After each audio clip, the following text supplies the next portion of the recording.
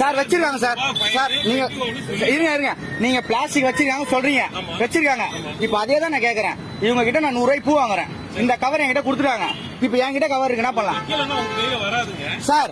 இந்த கவரை இன்னொருத்தர் கவர்கார் விக்கலனா இந்த கவர் இவங்களுக்கே வராது சார். சேல்ஸ் இருக்குல்ல சார், அது நீங்க தான் சார் பாக்கணும், அதை நான் பார்க்க கூடாது. நீங்க உங்க வண்டி வருதுன்னு சொன்னாலுமே நீங்க வரதுக்கு முன்னாடி உங்க ஆளுங்க தகவல் சொல்லிடுறாங்க, இன்னைக்கு ரைடு வருது, கவரை தொல்ல வைன்னு.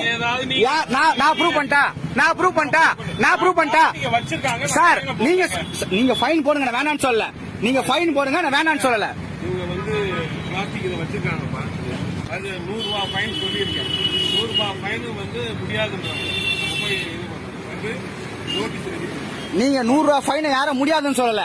இந்த ஏரியால கவர் இருக்கிற விக்கிற கடையை நீங்க ஏன் ஃபைன் போடல வரைக்கும்? அதை தான் நான் கேக்குறேன், ஏன் ஃபைன் போடல? சரி சரி, ஒரு நிமிஷம். நீங்க ஃபைன் போட்டிருக்கீங்களா?